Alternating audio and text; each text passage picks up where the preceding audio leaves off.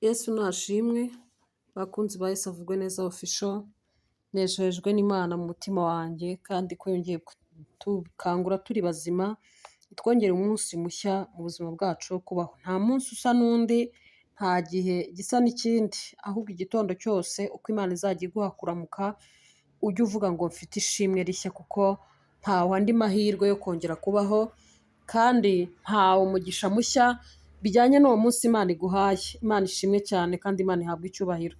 Reka dusenge Imana hanyuma dusangire ku ijambo ry'Imana numva riri ku mutima wanjye, ijambo tuza gusengeramo, ijambo tuza kubwiriramo Imana ibyo twumva twifuza kuyibwira. Mana nkuru, Mana ishobora byose, Mana yacu, Mana nziza, ndagushimiye kandi ndakunezerewe ku bw'ubuntu bwawe butangaje, gushimiye uburinzi bwawe bukomeye, abaryamye bose siko bakangutse, twebwe tubaye amahoro ku bw'imbabazi zawe, izina ryawe nirishimwe. Nyemerewe mu ruhande rwacu ijambo tugiye gusangira rigira umumaro mu ruhande rw'umuntu wese uryumva, kandi umuntu wese uko inyota ye iri n'uko icyifuzo cye kiri umubera igisubizo. Ndagushimiye mu izina rya Yesu Kristo, amen. Imana ishimwe. Reka dusome ijambo ry'Imana, turasanga mu butumwa bwiza bwa Yesu Kristo uko bwanditswe na Luka, turasoma ibice byaho 18 duhere ku murongo wawo wa mbere dusoreze ku murongo w'8, tuganire kuri aya magambo, hanyuma kandi tuyasengeremo. Byashoboka ko hari icyifuzo uri bugire ugikuye muri iri jambo, nuza kurikurikira hanyuma turasengera muri iri jambo. Imana ishimwe cyane. Reka dusome mu izina rya Yesu. Umutwe w'amagambo haranditse ngo umugani w'umucamanza n'umupfakazi wamutitirije. Umurongo wawo wa mbere, abacira umugani wo kubigisha ko bakwiriye gusenga iteka ntibarambirwe. Arababwira ati, hariho umucamanza mu mudugudu umwe utubaha Imana ntiyite ku bantu. Muri uwo mudugudu harimo umupfakazi, aramusanga aramubwira ati, ndengera ku mwanzi wanjye. Amara iminsi atemera, ariko aho ageze aribwira ati, nubwo ntubaha Imana kandi sinite ku bantu, ariko kuko uyu mupfakazi anduhije ndamurengera, ngo adahora aza iminsi yose akandushya. Nuko umwami Yesu arabaza ati, ntimwumvise iby'uwo mucamanza ukiranirwa yavuze? Ubwo bibaye bityo, Imana se yo ntizarengera intore zayo zitakira ku manywa na nijoro? Mbese yazirangarana? Ndababwira yuko izazirengera vuba. Ariko umwana w'umuntu naza, mbese azasanga kwizera kukiri mu isi? Imana idufashe cyane kandi Imana itugirire neza. Ijambo dusomye ririmo ibibazo byinshi birimo kubazwa abantu, ubwo nawe uze gutega amatwi wumve kandi uze kwibaza ngo mbese iki kibazo mbajijwe nabasha kugisubiza? Se ngisubije naba ngisubije nk'uko bikwiriye? Ariko Imana ishimwe kubw'ijambo ryayo. Yesu rero aca umugani, abwira abantu inkuru y'umucamanza ndetse n'umupfakazi wamutitirije. Acira abantu umugani, ariko ngo intego yari afite abaciriye umugani cyangwa se icyo yari agendereye, Imana ishimwe cyane, ngo yashakaga kwigisha abantu uko bakwiriye gusenga ntibarambirwe. Imana itugiriye neza cyane. Twebwe abantu turarambirwa, turi abantu bananirwa, turi abantu baruha, turi abantu bivumbura, turi abantu babara ibihe, twabona turambiwe tukavuga ngo ahari twakabaye ducaha cyangwa ducaha. Turi abantu barama igihe gito, ariko Yesu abitegereje yumva yabaciriye umugani, yumva ashaka kubigishiriza muri aya magambo dusomye uburyo bajya basenga kandi ntibarambirwe, uburyo bajya babana nawe, uburyo bajya baba hafi y'Imana kandi ntibarambirwe. Byashoboka ko muri ubu buzima umuntu ashobora gusengera icyifuzo, akagisengera amezi, akagisengera ibyumweru, akagisengera umunsi cyangwa iminsi. Hari n'icyifuzo usengera umwaka ukabona ntabwo urasubizwa, nyamara Imana yo iba yumva kandi biteze ugutwi. Ukibaza utese ni ukubera iki nsenze umwaka ugashira, nkasenga ibiri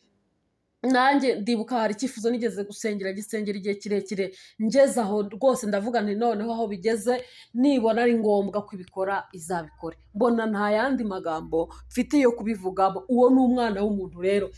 Nawe byashoboka ko hari icyo wasengeye ukacyereka Imana igihe kirekire, ariko wagera ukabona biranze, ukagira ngo ahari Imana nayo irarambirwa, ukagira ngo Imana nayo irananirwa, ukagira ngo Imana nayo gutega amatwi birayinaniye cyangwa se ntigishoboye. Ariko Imana ishimwe cyane, Yesu yarabitegereje abona bararambirwa, abona barananirwa, aravuga ati aba bantu ndabona nkwiriye kubacira umugani kugira ngo mbigishe ko bakwiriye gusenga ntibarambirwe, kugira ngo mbigishe ko nkora mu gihe gikwiriye, kugira ngo mbigishe ko nkora hageze, kugira ngo mbigishe ko nakora nk'abantu, kugira ngo mbigishe ko uko batatse atari ko bahita basubizwa, ahubwo bigishirizwamo no kwihangana. Haleluya, Imana ishimwe cyane. Nuko rero abacira umugani, arababwira ngo hari hariho umuntu w'umucamanza, ngo ariko uyu muntu ngo yari atuye mu mudugudu, ngo ariko uyu muntu yari afite ibintu byamurangaga. Uyu muntu yari umunyacyubahiro, nibyo, yari umucamanza, ari umuntu abantu bubaha, ariko hari ibintu byamurangaga bitangaje cyane. Nsoma iri jambo natekereje ukuntu uyu muntu ibyamurangaga byari bitangaje, biteye n'ubwoba, byakabaye biteye n'ipfunwe, ariko nawe ubwe yari abyiyiziho ko ari we. Bibiliya yavuze iki? Ngo uyu mugabo ngo ntabwo yubahaga Imana, ariko ntiyitaga no ku bantu. Nuko yari ameze mu kazi ke, yaragakoraga agaca urubanza. Sinzi niba umuntu utubaha Imana ntiyite no ku bantu yaca imanza zimeze zite, ariko uko biri kose uyu muntu yaca imanza zirenganya, yaca imanza zibera, yakwirengagiza abantu nk'uko ni umupfakazi byamubayeho. Ariko Yesu we aciye umugani, intego yari afite mwayumvise, yashakaga kwigisha abantu ko badakwiriye kurambirwa mu gihe barimo basenga. Imana ishimwe cyane. Nuko ngo uyu mupfakazi aragenda asanga uyu mucamanza, aramubwira ati ndengera ku mwanzi wanjye. Mbese mu yandi magambo amugezaho ikirego, amugezaho ikibazo yari afite, agira ngo agikemure bijyanye n'ububasha bw'akazi yakoraga. Ariko Bibiliya ivuze iki? Uyu mugabo ngo yagiye amwirengagiza, abikora rimwe, abikora kabiri. Uyu mupfakazi nawe ngo akazinduka mu gitondo akavuga ati nubwo abwiye ngo nzagaruka ejo noneho nzazinduka azakingura mpageze. Undi munsi akagaruka, yahagera akamubwira ati ariko si ubu nanone uragarutse kandi ndahuze, mfite akazi kenshi, mfite ibintu byinshi ndimo, mfite imanza nyinshi ngomba gukemura, rwose taha uzagaruka ejo. Wa mupfakazi ngo agataha, ariko akavuga ati byanze bikunze, aleluya, byanze bikunze, sinzarambirwa, sinzareka kuza hano, sinzareka kuza kwibutsa ikirego cyanjye cyangwa se ikibazo mfite kugeza igihe nzabonera igisubizo. Aleluya, aleluya. Nuko uyu mupfakazi ngo amara iminsi myinshi akomeza kuza, akomeza kugaruka kumubwira ati ndengera. Undi nawe ageze aho abona rwose birarambiranye, birakabije, niko navuga. ngo nuko ariyumvira, sinzi niba yari yicaye yegamye mu ntebe, sinzi niba yari ari kwitekereza aho bimeze bite, sinzi niba yari ari muri ka pause wenda mu gihe cy'ikiruhuko, ngo yitekerezaho aravuga ati ariko ko ntubaha Imana mbizi neza, sinite no ku bantu, none uyu mupfakazi ko mbona anduhije, mbona amereye nabi, mbona ari mu mvugo y'iki gihe ari kuntera stress, ndajya kuruhukaho gato nkabona araje, ndajya kwikorera ibindi nkabona aragarutse, ndajya kumva natuza nkabona aragarutse, ko mbona ari kuntera stress, ari kuntera icyugazi, nakora iki kugira ngo mukuraha? Aleluya, Imana itugire neza cyane. Nuko muri we ngo yitekerejeho, yumva kubaha Imana muri we nta kubamo, nta n'ukwigeze kubamo, yumva kwita ku bantu ntibyigeze bibaho, nta n'ibimubamo rwose. Ariko baravuga ngo kuko uyu muntu anduhije, nubwo ntubaha Imana, nubwo ntita ku bantu, uko anduhije, ngiye kumurengera, ngiye kumukemurira ikibazo. Ariko ngo impamvu yari agiye kugikemura, bene data, ntabwo ari uko ahari yabonaga ko bikwiye ko gikemuka, ahubwo yaravuze ngo adahora aza akandushya, adahora aza kunstresa, adahora aza kumarira umwanya, abamubona ahora agaruka bo bazavuga ngo iki, ahita avuga ngo reka murengere. Imana idufashe cyane kandi Imana itugirire neza. Dusomye hano ku murongo wa 5 ngo ariko kuko uyu mupfakazi anduhije ndamurengera ngo adahora azi iminsi yose akandushya. 6 havuze ngo nuko umwami Yesu arabaza ati ntimwumvise, ubwo yari amaze guca uwo mugani nyine, mbese ntimwumvise ibyo umucamanza ukiranirwa yavuze? None se twebwe abari kumvira ijambo muri iki gitondo, namwe nimutekereze aho umwana w'umuntu aza rimwe uzagaruke 2 3 4 5, ariko uyu muntu ntarambirwe. Imana idufashe cyane kandi Imana itugirire neza. Nuko Yesu arimo acira abantu umugani ahita ababaza ikibazo cya mbere mu bibazo navuze biri hano muri iri jambo. Arababaza ngo mbese aho nimwumvise ibyo umucamanza ukiranirwa yavuze? Ntabwo nzi niba abantu basubije, ariko nawe ukurikiye iri jambo uze gusubiza n'umutima wawe. Mbese aho ntimwaba mwumvise mwebwe abankurikiye muri iki gitondo ibyo uyu mugani uri kuvuga, ibyo uyu mucamanza utubaha Imana, iyi nkuru mwaba mwayumvise, mwaba muyiteze amatwi? Ese mwaba muri kumva ko intego ari uko dukwiye gusenga ntiturambirwe? Byashoboka ko wumva urambiwe ugeraho ukavuga utahari sinzongera no gusenga, ntacyo bimariye, ntacyo bikemura. Ariko Imana ishimwe, ndagira ngo nkubwire ngo Imana ntijya yirengagiza, ahubwo Imana ikorera ku gihe, Imana ikora ahageze, Imana ntikangwa n'urusaku, Imana ntikangwa n'induru, Imana ntikangwa n'urusaku rw'abantu, ahubwo Imana ikora igihe kigeze. Imana ishimwe cyane. Ikibazo cya 2 kirabaza ngo ubwo bibaye bityo, ubwo bibaye bityo ibyo uyu mucamanza n'uyu mupfakazi, ubwo bibaye bityo, ubwo uyu mucamanza yisubiyemo akitekerezaho akarengera uyu mupfakazi, ngo Imana se yo ntizarengera intore ziyitakira ku manywa na nijoro? Ese nkwibarize wa mubyeyi unkurikiye, nkubaze mugabo, nkubaze mukobwa, nkubaze musore, nkubaze wowe uzanyumva ejo cyangwa ejo bundi no mu gihe kizaza, kuko ijambo ry'Imana ntirisaza, ntiripfa, ntiribora. Ese wowe unyumvise ngo urumva Imana ubwo bibaye bityo ku muntu, ku mwana w'umuntu ubizi neza ko abyiziho ko muri seveye cyangwa mu bimuranga harimo ko atubaha Imana, harimo ko atita ku bantu, akaba abyiyiziho ariko akaba arengeye umuntu kubwo kumutitiriza, wowe urumva ubwo bibaye bityo Imana ariyo izirengagiza? Haleluya. Imana ariyo izakureka, Imana ariyo izagira amasengesho y'imfabusa, Imana ariyo izaguta ikakureka, ikaguhana, ikagusiga. Ariko Imana ishimwe cyane ko itajya yirengagiza. None wowe urumva Imana izareka gutabara intore zayo zitakira ku manywa na nijoro, abantu bazinduka bagasenga Imana, abantu bafata igicuku bavuga ngo reka dubyuke dusenga Imana, abantu biriza ubusa, abantu bagerageza gushaka kora no gukiranuka, abantu birinda mu ngeso? Mbese abo ngabo urumva Imana izabirengagiza? Urumva Imana isabagira intabwa cyangwa ibicibwa? Oya, ntibikabe. Imana yacu ni inyangamugayo. N'uyu muntu wari wiyiziho kutubaha Imana no kutita ku bantu yarengeye undi muntu, ariko Imana ubwo bimeze bityo urumva ariyo izakwibagirwa? Urumva izakwirengagiza? Uravuga uti nasenze imyaka myinshi, ariko reka nkubwire, Aburahamu yasubijwe ageze mu zabukuru. Ni ukuri hari n'abandi batubanjirije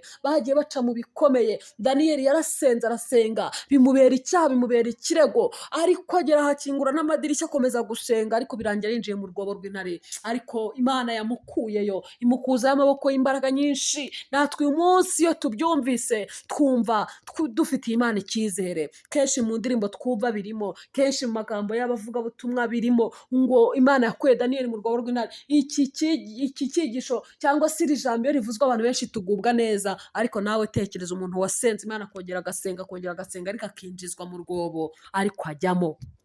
Imana idutabare cyane kandi Imana itugirire neza. Uti narasenze byaranze, uti nazamutse imisozi, nagiye mu mazi, nagiye mu buryo bwose bwo gusenga, ariko intego y'iri jambo ry'iki gitondo, nturambirwe mwene data, kuko ushobora kurambirwa wari ugiye kugerayo, ushobora kurambirwa wari ugiye gusubizwa, ushobora kurambirwa igihe cyawe cyo gutabarwa cyari kigeze. Ahubwo guma mu mwanya wawe ukomeze utegereze Imana.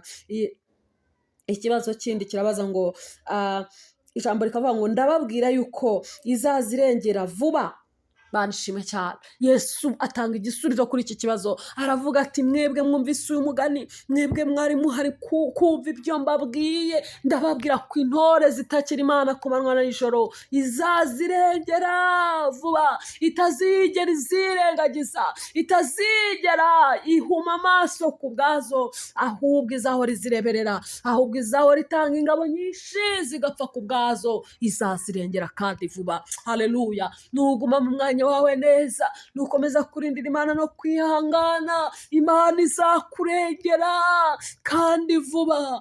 Imana ishimwe, ntabwo izagombera kureka ngo ugwe isari cyangwa ngo wandagare, izakurengera kandi vuba. Imana ishimwe cyane.